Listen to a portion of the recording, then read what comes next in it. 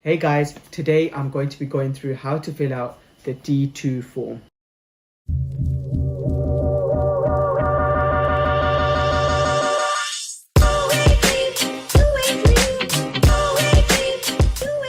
Hi guys, it's Dr. YG from VitalMedicals. Today I'm going to be going through how to fill out this D2 form.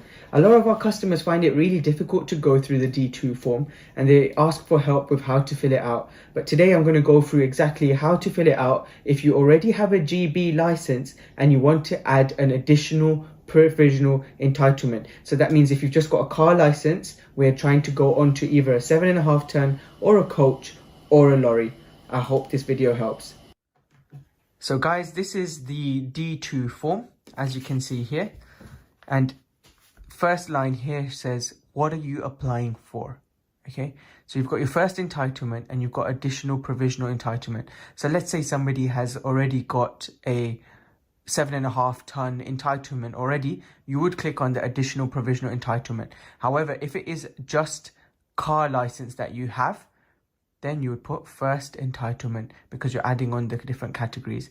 And normally what we advise is, even though people are coming in to look at lorry driving or bus driving, you're better off just putting all of them because there's no charge for it, and it means that you won't need to add your medical, another medical if you want to put a different category on in the future, obviously depending on your age.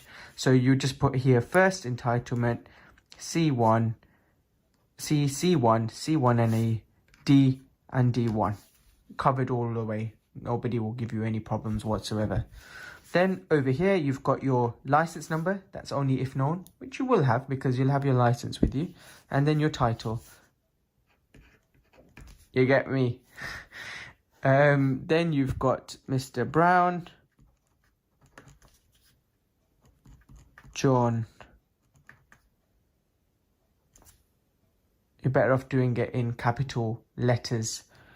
And then obviously your date of birth, address.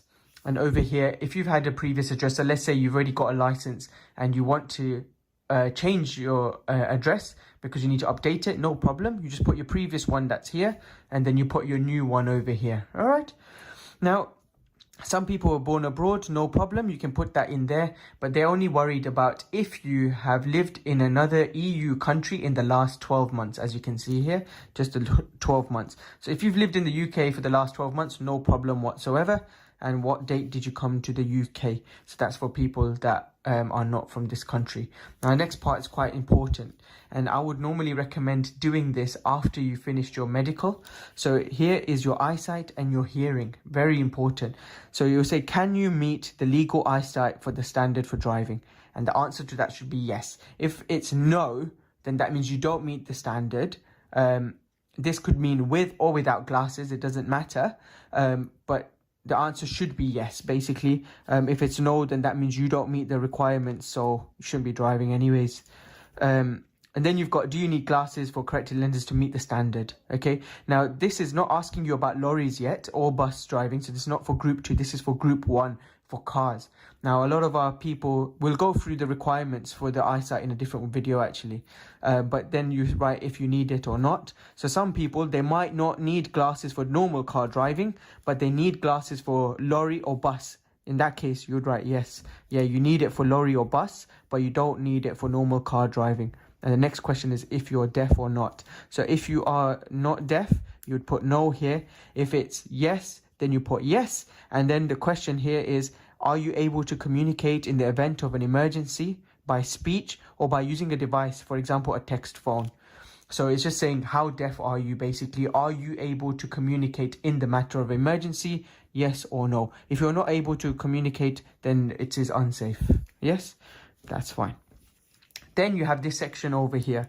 This section here is going through if you would like to do organ donation or not. So at the moment, the way the organ donor register works is you've got to opt in. But I think, if I'm not mistaken, they're changing the requirements and making it into an opt-out system. So everybody's opted in, except for if you physically opt out. I don't know if that requirement is coming yet or not, but you know, on the driver's license, you can indicate whether you want to be on the organ donation register and what organs you want to potentially donate if that was the case. All right. you've obviously got a section here for your photo, yeah? But the photo doesn't have to be put in unless if you have to put one, which I will go through in a second, or if you are changing from a non-GB license to this license, okay? But we'll go through that in a different video, okay, for those people who don't have a GB license. And last but not least, this is for your conduct here. Very important. Any convictions or offences that you have had, you should put them in here, including driving offences as well. Now, with regards to lorry, they normally just asking for, fixed penalties and cautions relating to drivers' hours or records only, and roadworthiness or loading vehicles. But if you're applying for minibus, which we are in this case because we've got D and D1, then you should also tell about findings of guilt or fixed penalties and cautions or offences not relating to driving. And then if you see here, this is a separate sentence. Please also tell us about any driving offences committed by you. So that's separate. So maybe you don't have to, if you've got a lorry license, you have to tell them about your driving offences and about these drivers' records, roadworthiness and loading vehicles, etc. Personally, I would say better safe than sorry. Just write down any convictions or any problems that you had in the past, really. That's what I would do. All right, on to the next part. So guys, this is the second part of the D2 form. And now it has a self-declaration for your health. So over here, it will tell you, do you currently or have you ever suffered from any of these conditions? And they've got listed all the conditions. So let's say if you've got high blood pressure, that's not one of the things that are written on here. So that's fine. But let's say you've had a heart attack, for example, okay? Or you know what, let's say you've had diabetes and you're on tablets, okay? So you would just put yes here and you'd put diabetes controlled by tablets, okay? No problem. You've put that down, and then let's say you've had a heart attack or some kind of angina or heart condition. So you'd put that there, okay? Now the next question is, so let's say none of the other ones apply to you, so that's fine. Leave those blank. Don't tick them off, because if you tick them off, you'll be in a problem. If you have no medical problems whatsoever that are listed in this area, you just put no. So that's fine. Move on to the next section. But if you do have to put yes, that's fine. Put it up there, and then it'll ask you, have you told us about this condition before to the DVLA? Are they aware or are they not? So if that's the case, yes. And has this condition got worse since your last review, basically? So have you noticed that things are getting worse since you last told the DVLA about this condition? And you just put yes or no, basically. Depending on that. If it hasn't got worse, you put no. So that's fine. Now, the next area is for proof of identity. Proof of identity you do not need to give if you already hold a GB license and you're just adding a provisional entitlement. You don't need to give any of this stuff, okay? Some people choose to put the valid passport number on the UK passport because they can update their photo with that. That's fine. You can do that if you want to, but you don't have to, okay? Second section here is section 6, signing for a photo to verify identity, yeah? Now, in this area, you only have to do it if you are applying for a new license that needs someone to verify the photo, which I'll go through in a minute with you, okay? So don't worry. But if you already have a GB license, you do not need to fill this section either, all right? Then you go down to your checklist. Have you got everything correct? All right. So here you've got, I've signed the form. Yes, you will do that in a second. Identity documents, you don't need to give them anything. All right. You're going to give them a photo only if applies. But like I said, if you're just adding entitlement, you don't need it. Yeah. Your last license, you need to give that to them. So that's fine. And then a filled in medical examination report D4. You cannot apply for additional provisional entitlement without the D4 medical. So those are the 3 things that you need as bare minimum if you're just adding on a provisional entitlement. Then you would date the thing, so 5th of the 3rd 2021, and then you sign here. But you got to make sure that your signature is within the white box. So you've got Mr. John Brown. It's going to sign in there, and it'll be just in there. All right. So that is your form filled. Okay. Always double check your form. Check the front, check the back. Make sure that you've done everything correctly. Now, a lot of people will be asking about if you're just doing a renewal and you are not adding in an additional entitlement or a first provisional entitlement. In that case, you want to be in this section here. Section C. So this is, I want to either renew or surrender my license. So this part is really important.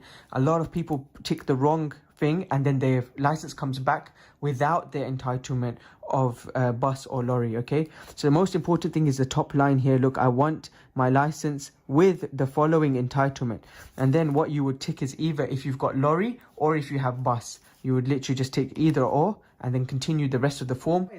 A lot of people are finding it very difficult, especially during the COVID pandemic, to get the D2 and the D4 form because they don't have them available at post office, and you have to order it, and sometimes that can take like 10, maybe even 15 working days. They don't charge you for it, but it just takes forever, and it's just delaying your journey into becoming a lorry driver. So don't worry, whenever you come to any of our medical places to get your D4 medical done, we have plenty of forms, and we've got them in packs like this with the envelope already, D2 and the D4 form inside too. So we're more than happy to just provide you with that. Makes it easier for you.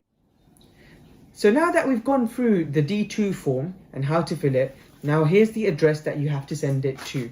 So you have to send it to the DVLA Swansea